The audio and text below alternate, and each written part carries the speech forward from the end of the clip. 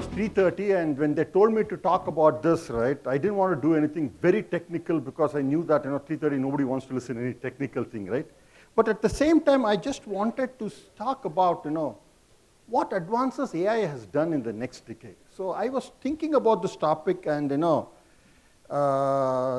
I just thought about it and said, what, let me talk about, is the next decade the age of AI or the age of humans? And we can talk about it, and I have my thoughts, and I would like to listen to your thoughts to see, if this is what it is. So the first thing I want to sort of talk about is, okay, so what? What has AI done, right? What has AI done in the next decade? What has AI done in the next thing? So let's take a few things and take a look at it, right? Few things. First thing is, few facts, right? 30% of all publications, I mean all publications, from 2000, basically from 2000 to 2020 has been on AI, which means to say the importance everybody is giving to AI, right? 30% of all publications, I mean to say everything, science, math, everything combined has been on AI. The number of patents filed by these 5 companies, and obviously everybody knows these 5 companies, I don't want to tell them who they are, is greater than the top 100 companies, the 100 universities in US. 2021 Nobel Prize winners, except literature and peace, everybody else was a data scientist and a domain person.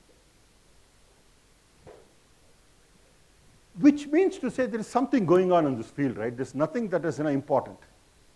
So I thought about it a little bit more, and I said, what? Has there been sort of an eureka moment that actually sort of changed this? Or has it been that always its progress? And always, obviously, progress is slow, right? It doesn't happen. But I found something special one particular year. What happened in 2007? Do you guys know what happened in 2007? Any guesses? What happened, or it's just a year, I know, but what happened in 2007? Any guesses?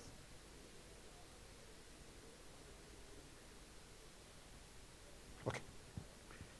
The year started January 30th at the Moscone Center in San Francisco, where a guy with a turtleneck and the jeans introduced the world to this called the iPhone. Right? This had more power than the first lunar module sent to moon. But it didn't end there. Facebook started their commercial operations in 2007. It actually started in 2007-06, but then came out of the university and started in 2007. Twitter went public in 2007. Hadoop, which is named after the toy elephant of the owners, actually basically came out of 2 things. One, the Google file systems, GFS, and another technology from Google, basically gave it free of cost and basically sought what we use today for most of our big data applications. VMware became a company in public in 2007. VMware is probably, and since you guys are tech, you know this, one of the most what makes the cloud work. GitHub started in 2007. YouTube, Google bought a small video company called YouTube in 2007. 3 students, design students, went to a conference in San Francisco. The conference was full. There were people who had no rooms. They had 3, air beds with them. They said, can I rent it out? There was a huge demand. They started Airbnb. Google basically started, iPhone came up with their own operating systems. Google said, hey, can I provide an operating system for the phones? Android was in 2007. Amazon came up with their first e-reader in 2007. IBM Watson went public in 2007. If you look at the global solar energy, it became a hockey stick in 2007. The cost of human genome, and I'll talk about it a little bit more later. You know what, if you look at the cost, it dropped like a thing in 2007 is when, today what was costing $100,000, today for probably about $100 or less than $100, you can get your entire genome of your own body sequenced. It was the first time in 2007 that in order to basically prove or to continue Moore's law, Intel went out of silicon. They were using non-silicon materials in the chips. 2007 was the first time that in US frackling became where, it basically went up. Michael Dell, who had resigned 2 years back, came back as CEO of Dell in 2007.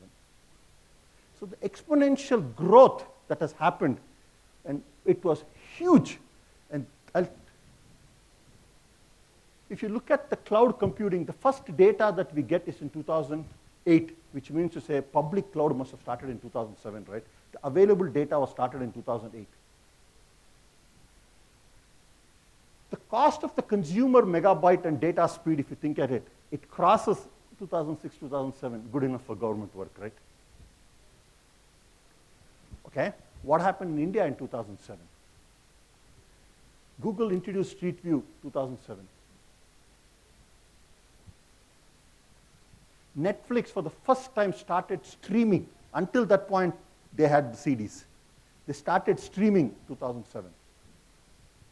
The first known cyber war, official, happened in 2007 when Russia versus Estonia. Russia just decapitated in terms of shut down all the electricity and everything for 2007 in terms of for Estonia when they had the cyber war. First recorded, human recorded official Cypher war happened in 2007. Okay, what happened in India in 2007? Any guesses?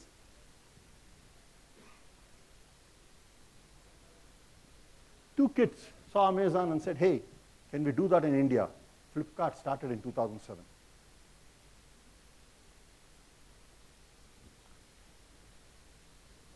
Jio started in 2007. Mahindra started in 2007.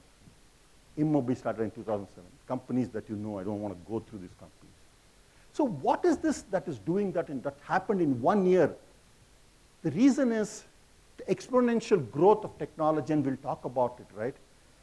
We are in the second phase of the chessboard. What do I mean by that? There was a Hindu priest that went to a king and said, hey, I'm hungry, can you feed me? The king said, hey, you're a priest, what do you want? He just said, you know what, I have a chessboard. Just give me 1 grain and double it every day on a chessboard. Obviously, you know it's the power of 2, right? It's a huge thing. 2, 4, 6, 2, 4, 8, and then it automatically. We are in the second level or the bottom level of the chessboard. The way technology is changing is amazing. AI is playing a central role in it. There are other technologies, and we'll talk about it. So the reason I wanted to show this is 1 year, if you look at it, what happened in 2007? The problem is we don't remember 2007. Why? 2008 happened. The economic depression happened. We forget what happened in 2007 because this. But 1 year, look at the exponential growth at which this is done. So the question is, a lot of things are based on AI. So the question I wanted to ask you, and this is something maybe for a lot of you might be repetitive, but I want to spend about 5 minutes to say, so what? What is this AI that makes it so interesting? We have been doing programming for a long time, right? So what is this that AI that makes it so interesting that is different from a traditional programming? What is it that makes it think that, hey, this is different? So I take this example, right? And a very simple example, and I do this in a lot of my talks. Let's say you want to basically say whatever the word HP, right? That the word is HP, you need to nominate it. So HP, I'm assuming HP doesn't make a difference. If you are from HP, good. If not, I'm sorry, I'm using your name. Use HP, and it can be written in 10 different ways, right? Hewlett-Packard HP. Now, if I'm doing traditional programming, what do I have to do? Every permutation and combination, I'll have to say that this is HP, this is HP, this is HP, this is HP, right? We have to write a program to come up with every permutation and combination. That's the beauty of AI. What is the beauty of AI? You basically tell this is, you've trained this in this way. First of all, you train it through a logic. You basically give the input. So what happens? The system learns to say, hey, these are the different patterns at which I can look at, HP. And the output now it gives you is not an absolute output that says this is HP or not, but the output is a probability. A probability that says, hey, 80% this is HP, 90% this is HP, or whatever, 30% this is HP. The advantage is the more data you train, you know what? It becomes better. In traditional programming, the more data you get, you have to write more statements or whatever, write more programs, because you have to give every permutation and combination. You'll have to say, hey, this is HP, this is HP, this is HP, this is HP. That's the beauty of AI. You learn from data. You don't use data as a, how should I say, an adherence to your program, but the more data is good because you learn from it. So it's a very simple example to say how basically AI is different from traditional programming, and this is important. Which basically, is what it is, It learns, it reasons, it optimizes, it gives you an output. That's the beauty of AI compared to a traditional, whatever it is. Now let's talk about, okay, what happened, and I'm calling it the new digital revolution or the new industrial revolution. Most of you must have heard of industrial revolution 1, 2, 3, 4, 5, right? What I'm trying to do here is basically map this to the changes that has happened from 2000. First one was the first industrial revolution, right? What was the first industrial revolution all about? It was about connectivity. How? Because the steam engine was formed. The steam engine did what? It connected people, because before that the consumers and the producers had to be in the same place because you couldn't transport goods.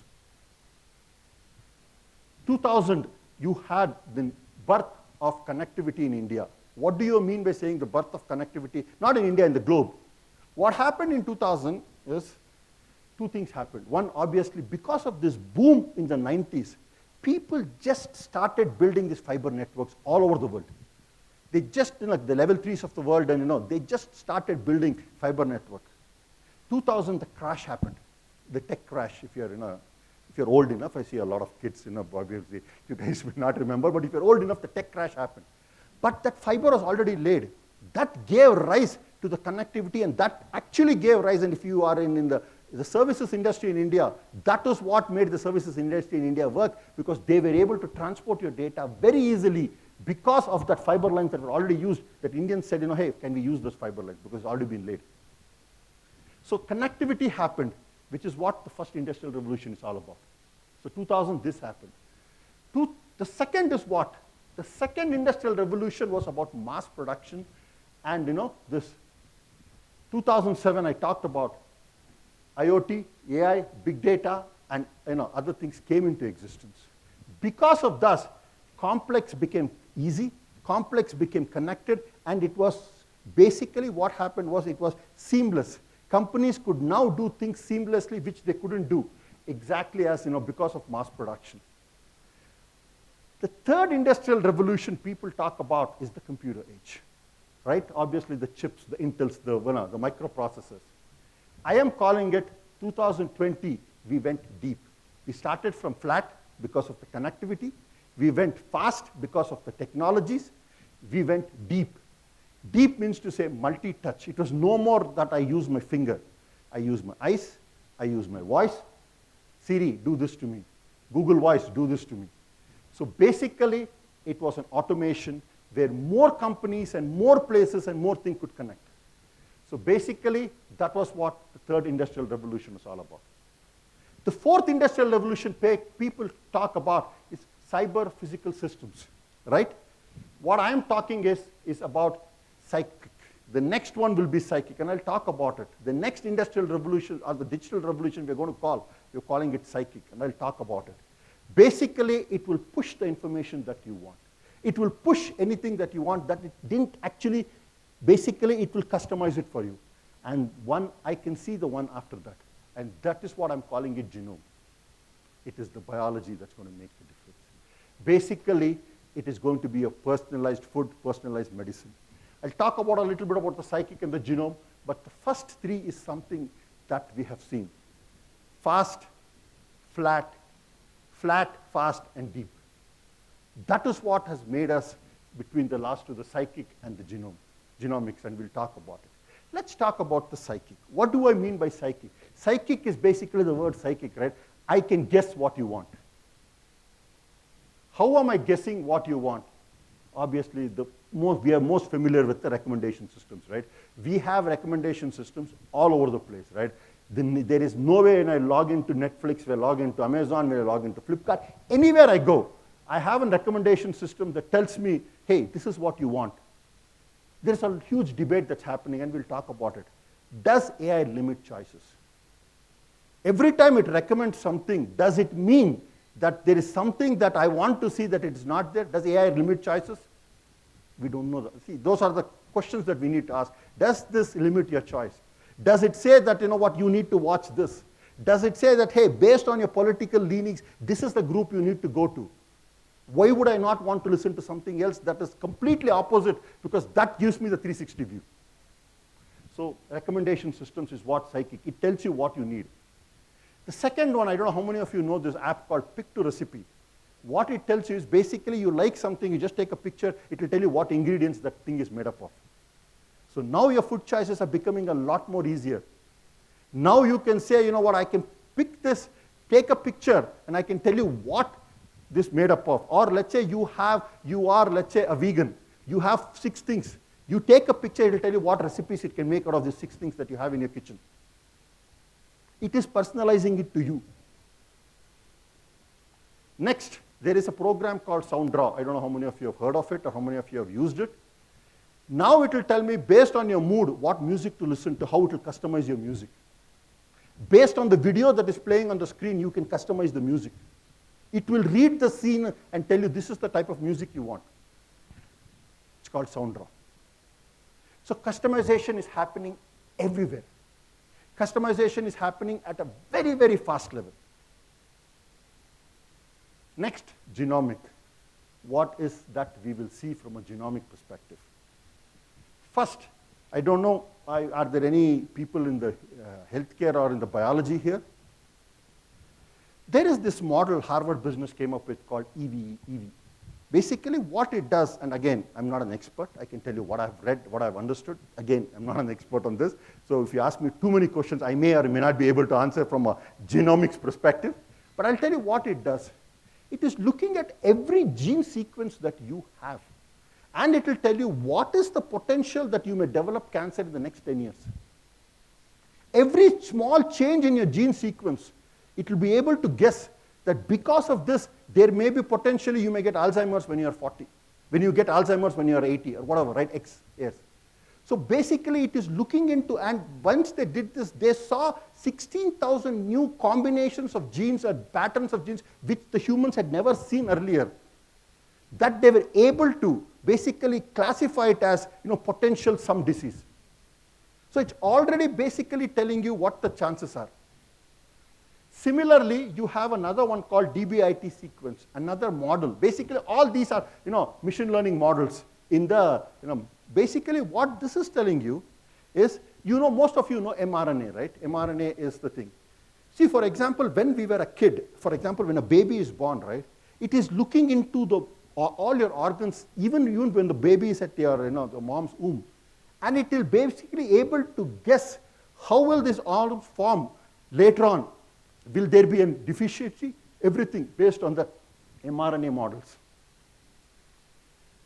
The third one, I was really, really shocked when I was reading this. It's called organ on a chip. I don't know how many of you heard of this, organ on a chip. What they're doing is, you know, scary sometimes, right? They are actually putting a human organ, like in a lung or anything, on a chip. What do I mean by that? See, today when they do testing, they, let's say I develop a drug. What do? The first test, they do it on an animal, right? The last in this entire cycle of any drug testing or any testing is the human being. The problem is A, time. B, they're saying the limitation amount of human testing they can do because of certain things. What these guys have done is, they're basically able to simulate a real life, let's say a skin and a heart and everything on a chip that has a combination of your real heart and everything, a combination of that pieces plus electronics together. It's called organ on a chip. And now they can directly test on this rather than testing on animals and everything.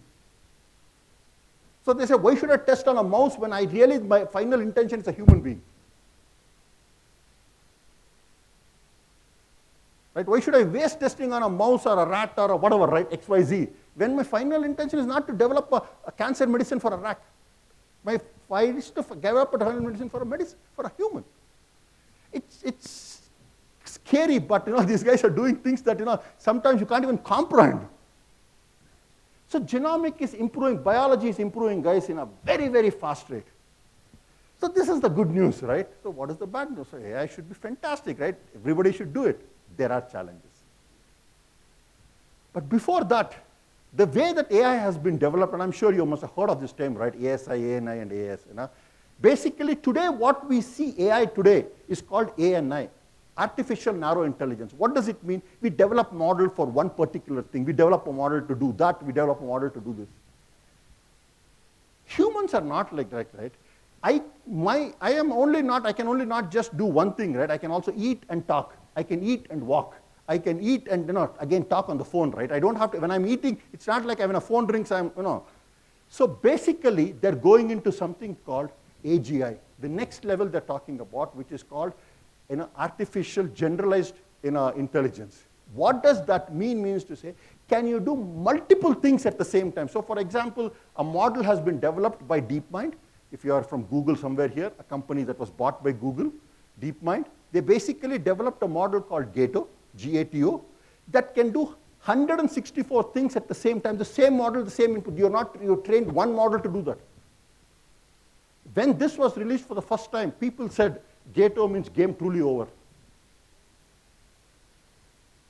Because they said it's a matter of time, that it's just scaling at that point. You scale it, it can do, that's it, game over. So they actually said GATO means game truly over. They said it's a matter of time. And DeepMind is a company which, basically they're doing it. Then there is the ultimate ASI, artificial superintelligence, that say I can replace a human being, right? Okay.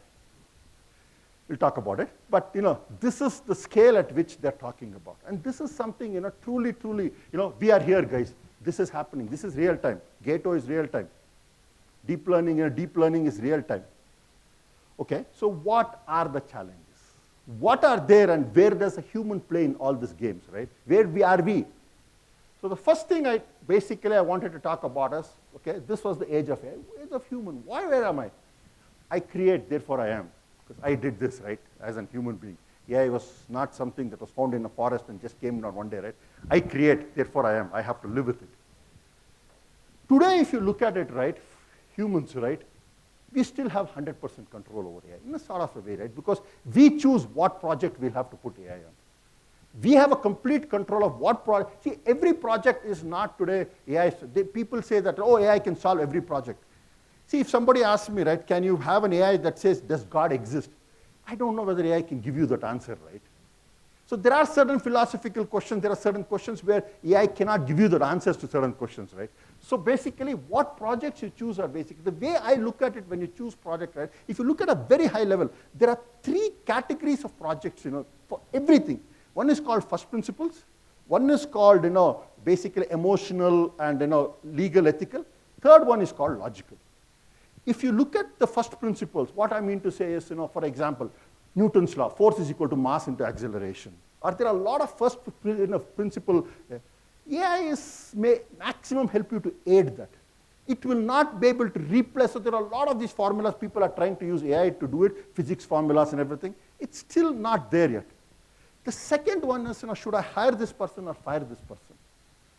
AI can, again, maximum be like a tool with a team has to come. Because hiring a person is not just on the qualifications, right? You want to make sure that person is a team member. He's part of your team. Can he basically have that, he or she can be part of the ethos of your company? Yeah, he can still do it.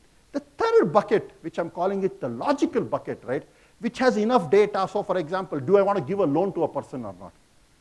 Will this person buy this product or not?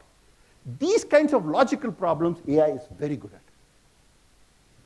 The second thing still is, what data to choose and the validity of the data. If there is missing things in the data, if there is bad data, we still have control over it. What data to feed, everything, we still have control over it. Next thing is accuracy. How much accuracy do you, and a very, very important thing, right? See, because when people read about AI, they think, it can do magic. Yes and no.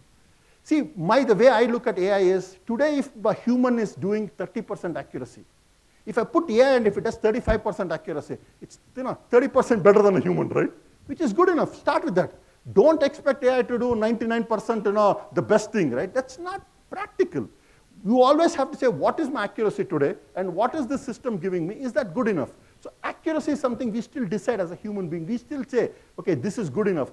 What is it that it can do? And finally, gain versus pain. What is gain versus pain?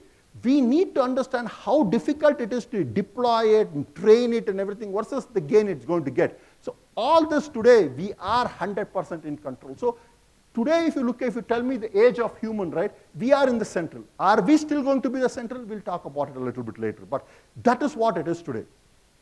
Then what are the challenges of AI? First one is privacy and civil liberties, right? Everybody talks about it. There were 3 scientists in MIT who did this fantastic job, a very simple job which all of you with 5 lines of coding or 6 lines of coding can do. What they did was they went to the internet. They downloaded thousands of pictures of people and their voice. 30 seconds of their voice. So they said, and they trained the model to say, this is the voice of the person, this is the picture. It's basic transformers, if you are into the AI field. It's basic transformers that are available on the internet. They didn't do anything fancy. So now they said, 10,000 voices they have, samples they have, they trained the faces. Now what they did was, I'll tell you 3 examples of, now this is the test data. I will show you the voice, I will ask you to hear the voice, I will show you the original picture, and I will show you what AI predicted as. This is version 1. So the first voice, let's listen. Oh, sound is, the sound is not working, or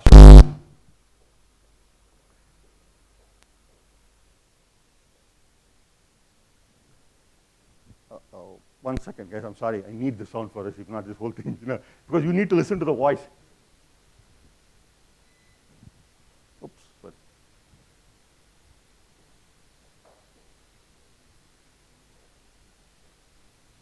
No, this, I just need the sound. This, or you can just play the sound from this one. I have it in my thumb drive.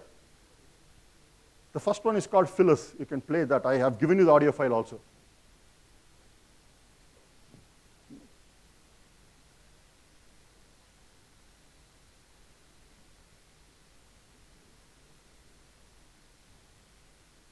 You talking. So basically what they did was they listened to the sound. Okay? This was the original picture, and you will listen to the sound. I'm sorry about it, you listen to the sound. That's obviously, right? Technology, we love it, right?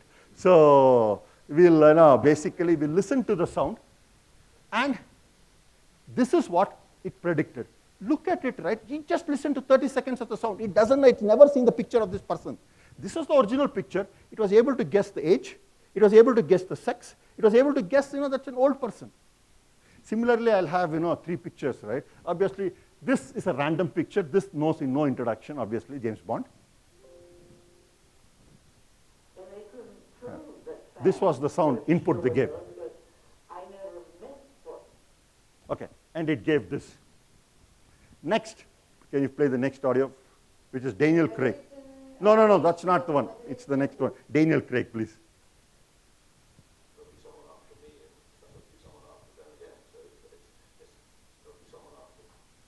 Okay, and, oops, sorry, I don't know what happened.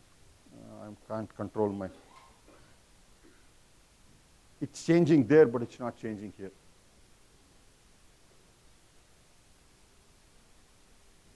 Oops, oh, okay, oh, sorry, it's now changing. And they couldn't prove that Sam was Good, now it's playing. I never missed for. Okay. So this is the original picture. They just gave the sound. And it gave this. It able to get the age. Version 1. Third one, again, this actress needs no introduction. They just gave the voice. Whether it's in a French film or whether it's in a Bhojpuri film or it's in a Hollywood film, whether it's in... And it gave this. It is able to guess the age. It is able to get the sex. Version 1. And that code is freely available, speech-to-face, github.io. 3 MIT scientists did this. Now imagine your voice anybody can get from anywhere. I'm talking, you can get my voice. I've never seen my face, you can now Where is the privacy? Where is the privacy? Anybody can get this, guys. And they just put it on GitHub and said, enjoy. Right? Where is the privacy? And it is version 1 pretty good. It may not be accurate, but it's a matter of time of training and improving the algorithms. I'll guarantee you. Version 3 or version 5, scarily same. And all they did was you need 30 seconds of your voice. That's it. You don't need a picture. You don't need anything. Just 30 seconds of your voice sample. And this is what we are getting at. And believe me, this is a 2020 MIT picture. Paper. Not even 2022. The reason I'm telling you is technology is improving exponentially, guys. When I say 2020, say, oh yeah, but 2 years is not in eons in terms of development in AI. Next, our friends in Google said, hey, I have Google Home. Can I put a patent? What is the patent? A very simple thing. Don't worry. I'll record everything that you do in your home, like brushing your teeth, washing your face. Every household sound they want to record. It's a patent that I've applied. Probably they'll get it. They're saying we want to record all your household background noises so that we can eliminate it. So they say, household sounds, every time you cook, we'll record that sound. Every time you brush your teeth, we'll record that sound. Don't worry, it's all background sounds. We want to eliminate it. They have a patent for it, and I'll guarantee you that patent application number is this. They're going to get it. It can be used for anything, right? Can be used for anything. So where is the privacy and civil liberties? Gone. So there is an issue. Next, bias and legal issues. Let's talk about it. Let's take the autonomous car. And I know, I'm sure some of you are working on this, right? And this is something I always, is my favorite, one of my pet subjects. Obviously, there is the AI ML piece of it. No question about it. There's a huge AI ML and IoT, all that pieces it. I will not question about it.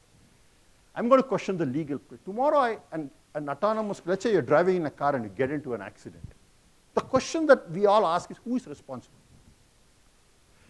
You will say, go talk to Google, right? Or go talk to the manufacturer, because I was not even driving the car. Google will say, hey, I've sold the car to you. You are the legal owner. Who is responsible? There is a company in Russia, actually Israel, who actually worked with the Israeli citizens and and they came up with some guidelines, but nothing has been, question about it, right? Second thing is, if you look at it from a business side, if my autonomous car never gets into an accident, let's say, it's perfect, will you buy insurance to that car? What happens to the insurance industry? You have to think about these things, right? These are real things. Design perspective, right? Now they are saying they're going to design, a lot of people are looking into design your autonomous cars into a conference seating rather than, your bucket seating, right? Because they say, hey, I'm not driving, can I do a conference within a car? Why should I waste the time inside a car? Second thing is, legal, I'm asking you another question. Today you can't drink and drive, but in an autonomous car, if you don't drive, can you drink and sit as a passenger? No, exactly, right? The question is, of course or not, nobody knows the answer to these questions. Right? Yeah, you can, right? See, the question is, and he's right. I'm not saying he's wrong. But these are the questions nobody knows the answers to. Are there formula, are there any rules that has been formed to say this you can do, this you can't do? Yeah. Exactly. So all these questions. Exactly. So all these questions, you're right. The questions. So all these questions, you need to understand. So the last one which I like is, obviously the job loss we have to be worried about. But today, let's say you're driving a car. Kid comes in front of you. What do? You either apply brakes or you try to avoid the kids and you go hit a tree. Tomorrow, let's say an autonomous car is driving and a kid comes in front of you. Who is priority, the passenger or the kid? Should it hit the kid and save the passenger? Or should it avoid the kid and hit the passenger? Who is more priority to a car? These are called moral algorithms in AI. What is the moral algorithm for these cases? What is the rules? Nobody knows the answers, right? In the sense, we will figure it out, but we have to figure it out. If you don't figure it out, we are in trouble. Another one, major issue, deepfakes. Right? All of you are, So I'll play 3 minutes of this video. It's a very big video, but I'll play 3 minutes of this video. Let me see if I can play it like this. If not, he can help me to play it. Oops, sorry.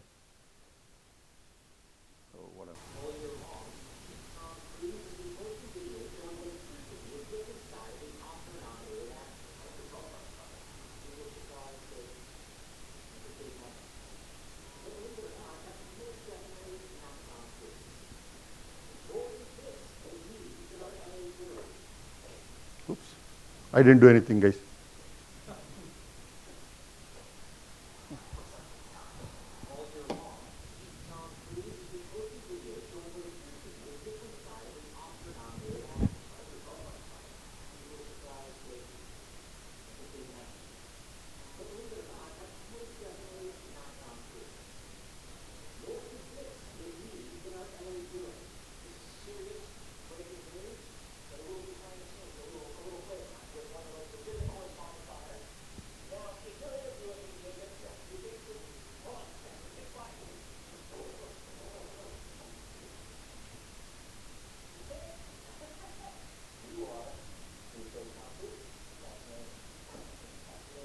This is his original face.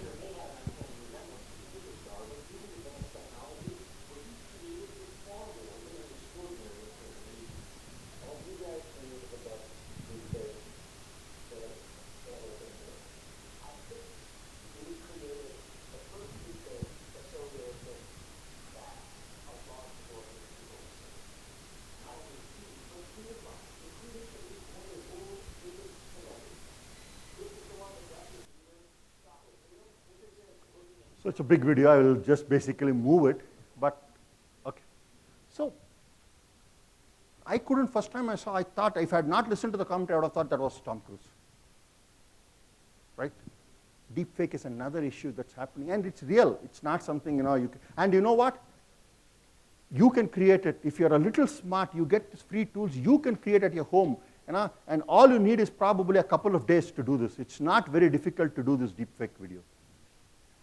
What about the design faults and other mistakes, right, AI has done? And I will basically few things. First thing is, the Boeing 737 MAX crash that happened a few years back, right? Both of this, one in Ethiopia and one in Indonesia, was caused by AI. I don't know how many of you know that. What happened was that auto system, AI took over, and when the human wanted to get back the system, AI said, nope, I'm smarter than you, I will not give you back the control. And it just started, the plane started diving down. Both these cases.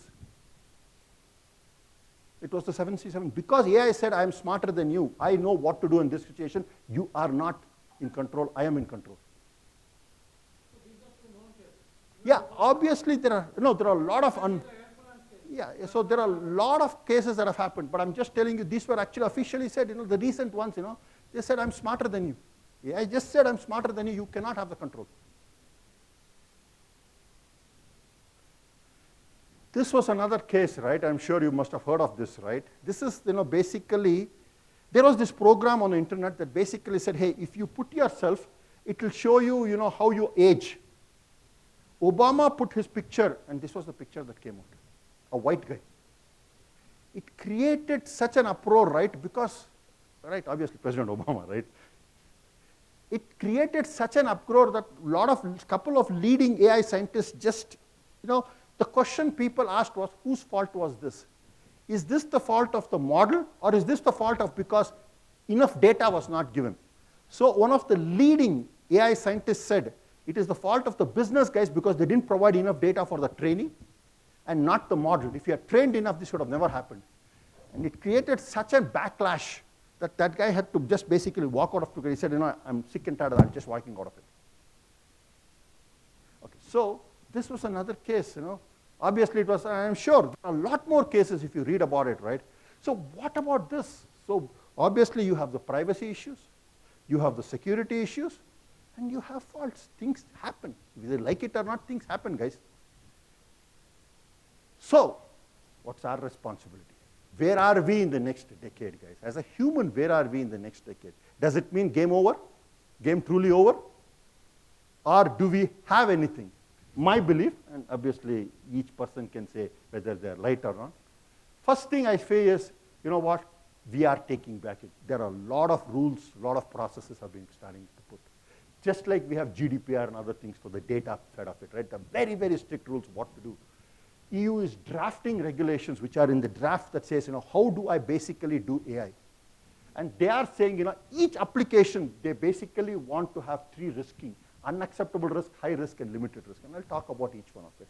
Unacceptable risk means to say racial profiling and things like that. So if I use AI to say today, you know, a lot of countries are using to basically target one ethnic group for whatever reason, right? A particular ethnic group or a particular thing. It says completely unacceptable. You can't do that.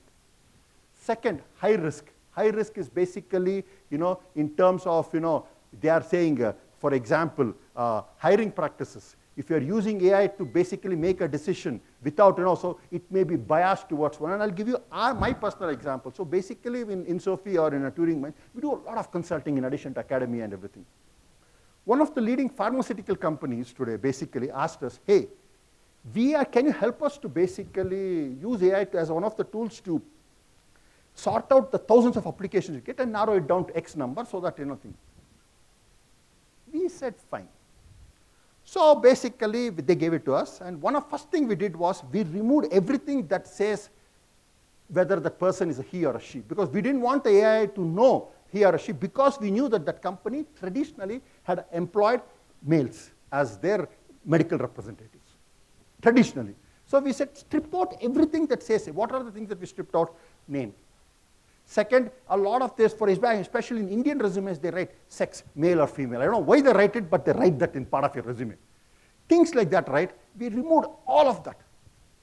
And we, obviously it's an NLP problem, and, you know, we did an NLP problem, and, you know, and we gave it, and after about 6 months, the HR called us and said, guys, it is working very well, still it is biased towards, you know, it's giving me an 80-20, where 80 still it is taking male and 20 female.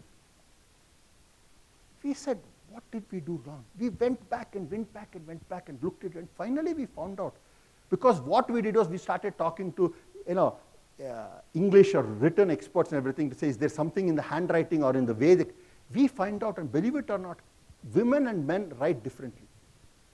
In terms of their actual natural way of writing, men are a lot more direct to the point. Women are a lot more, you know, they write the same thing but in a very different way. For whatever reason, it was actually when we had trained the model, we had obviously trained with the, you know, the cover letters and everything. Obviously, we had stripped everything out. It had learned the men's style of writing.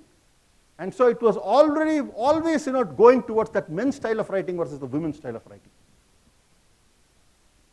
We learned this. So there is always inherent bias, whether we like it or not. So this is very important. That is the high risk. Limited risk is, for example, they want to make sure today, because today I go to a lot of websites and I talk to a chatbot. I have no idea whether I'm talking to a human or a machine at the other end, right? It gives me some answers. So they want you to, the new rule says you have to label it, you are talking to a machine. Or you are talking to, no, because everybody says, hi, I'm Geeta, I'm, whatever, Suresh, I'm Mahesh or Madhav or whatever, right? I have no idea whether Madhav is really a person or some, you know, machine in GCP, right, in Google Cloud talking to me, right? I have no idea. Next, what I see it, you know, guys, we have seen threats before as humans, right? When the fire came, people said, yeah, fire, that's it, we are done.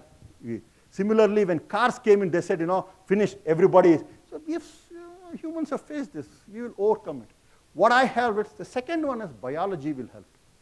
If you look at the way the things have progressed, guys, the first 2 industrial revolution was all about chemistry. Basically, new our materials, steel, they started using that chemistry.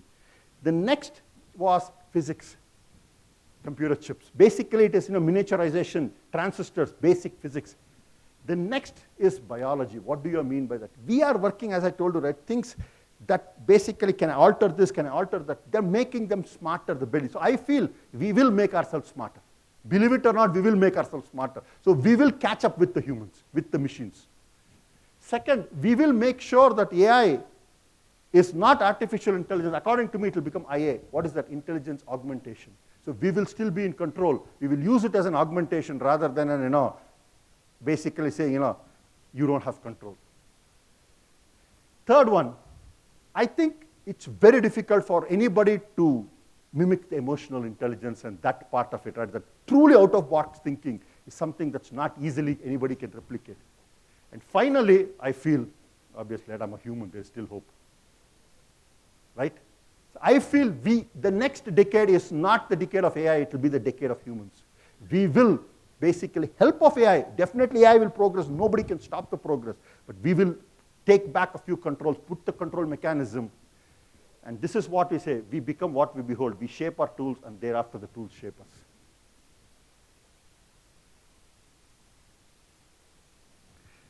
That's my last slide, guys. Thank you very much. Thank you.